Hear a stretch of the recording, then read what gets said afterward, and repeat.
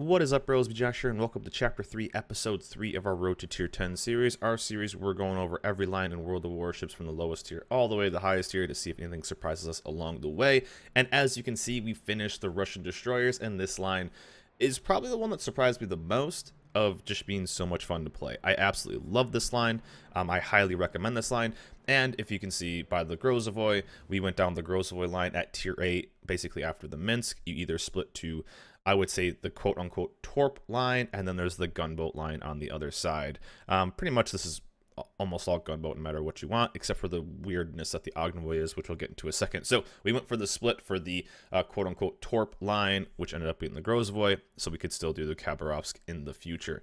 This line was so much fun, as you saw in the previous videos. Stuff like the Podvoisky, the tier 5 was a blast to play, and that was one I actually kind of feared. The Nevi actually at tier 6 really wasn't too bad. I enjoyed that as well.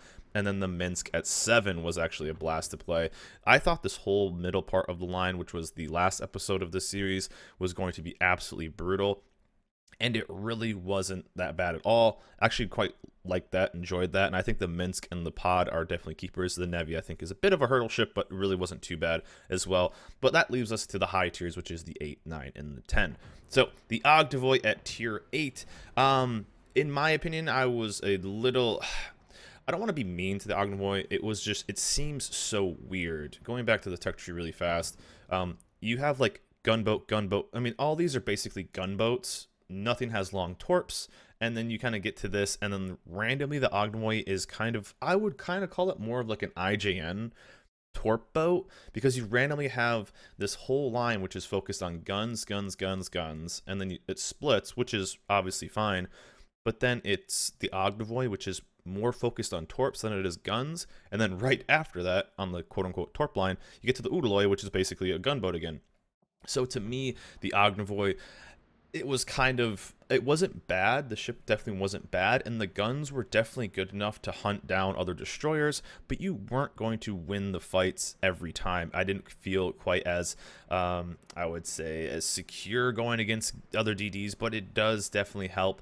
Your guns were decent, and if we just look at the artillery really fast, you had 5-second reload, 2 sets of 2, and so one down part was if you were going forward, you had 2 shells. If you were running away, you basically had 2 shells. So going against other DDs, though, your guns were capable of killing them, were capable of hunting them down. You are pretty fast as well, so you can get around, but kind of getting away from that gunboat of the Minsk at tier 7, which I absolutely love. The Minsk, that was so much fun. Basically a tier 7 Kaba if you've ever played those ships. The Ognevoi was kind of, I don't want to say a letdown, but it was so different than what I had experienced on the rest of the line.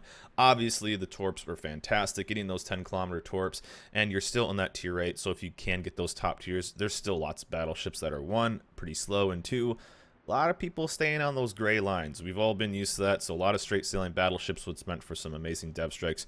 But as I got more used to this ship and kind of used its torps and its guns, that's what you're going to really have to kind of learn on this, especially this ship. You don't really need to learn too much as you go, because the playstyle of the Udaloi is much different. But with this one, what I really did was basically use the smokes as, once I got a torp hit, you wait for them to repair, and then boom, pop the smoke, you use your guns, because your guns are still decent, still good alpha damage as well. Definitely picked on some cruisers, but get that torp hit, get that flood, pretty high flood chance. And then you start farming damage, getting fires on that ship, because that's, I think, what this whole thing is doing. Very, very opportunistic.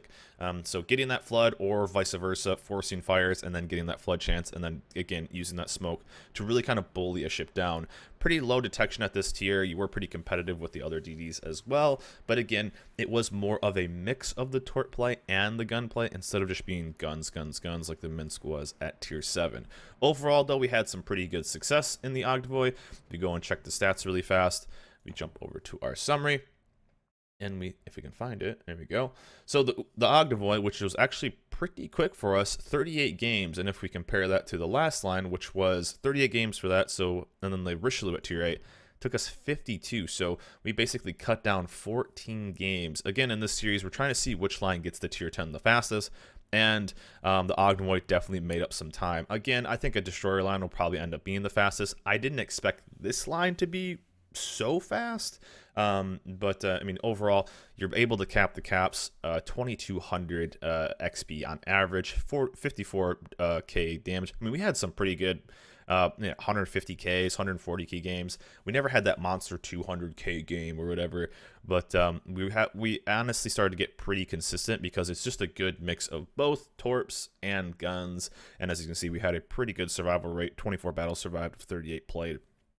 So overall destruction ratio of 3.43, that's going to be pretty high because it is more of a torp boat, and we still averaged 1.3. So again, we were able to bully some DDs, get in there, obviously support, spot, that was our main role, and then really kind of doing aerial denial torps and just sending torps out. So overall, the Ognevoi was a pretty enjoyable boat, not really my playstyle.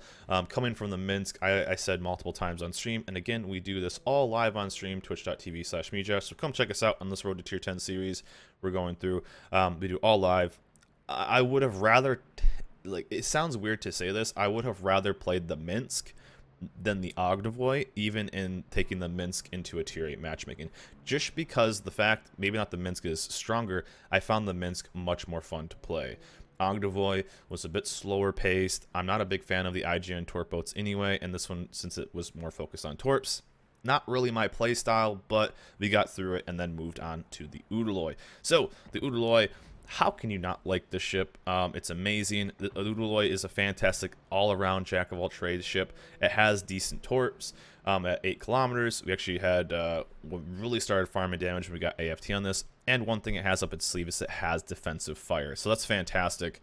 And really just love this ship. And this thing was an absolute farmer. Loved it. I kind of went through a lot of the gameplay because I like to find some clips on this. And really, it's just, it was a lot of me constantly shooting at stuff, so the plays weren't super exciting. But if we just check out the stats for the Udaloi, we got through in 52 games, so let's just compare that to the Alsace, which is actually a pretty damn good ship. So 52 for the Udaloi, 64, so we cut off 14 games at tier 8 and 12 games at tier 9. And then just looking at the stats, oh, that's one thing too I want to point out for the Ognevoi. Yeah, 82% win rate solo queue tier 8 destroyer. That is absolutely insane. And actually, one thing we did is I think I like our last 4 games, I think we lost them all in a row. So we had at one point like a 90% win rate through like 35 games on this ship, which is crazy. Tier 8 solo QDD, not known as being one of the strongest DDs, we had almost a 90% win rate. And I think we lost like the last 4 games, which basically tanked our win rate. That's massive quotes there to 82%. So pretty crazy. But the Udaloi 65% solo queuing tier 9. I think that's super respectable. But almost 86,000. Absolute farmer. When you get AFT on this ship, it's basically just like a Kaba. And we had a monster game. This ended up being a loss, so feels bad, man, there. But almost 206,000 damage on a loss, but averaging 86k. But again, this ship, you could get into situations where your torps were effective. A lot of people kind of look at Russian DDs and don't think about using their torps. But so many situations where we just got good torps on battleships, taking them out, especially, again, forcing repairs, having battleships chase you. So a lot of situations people would get into them chasing me, 8-kilometer torps on this, and it's just like the Mahan, if you've ever played that ship, where it has one set on each side and then one swing torpedo. So you can basically launch 2 on one side, 1 on the other. Is, let's say a battleship was 11 kilometers away and I'm farming them down, I would drop my 8-kilometer torps, him pushing into me, obviously, you know, if the train's moving at X speed, blah blah blah, he would end up taking my torp, and if we could get a flood on that, and then that's just free farm. So many games. This is really when I started pushing up the flank a lot, getting spots, and it was, again, kind of like the Minsk. You would just watch ships just stop shooting at you. They would just give up and either accept their fate, or they would just basically waste all game shooting at you, and you would just pop a fire on them, pop a fire on somebody else, pop a fire on something else, and just start farming damage. This is one we realized that we couldn't really get close to caps, especially late game. Tier 9s, I mean, everything's going to basically outspot you other than like the similar ships. So not really contesting caps too much, but definitely supporting caps. And if there's a lot of stealthy DDs at that time, so we could get into, situations where something would spot. And that's what I would always do. I would always type in chat, hey man, I will support you on this cap if you push it. that's one thing I think that's really underrated with a lot of people, is just telling other DDs, especially DDs that are going to cap. Most people in this game are super scared to take damage.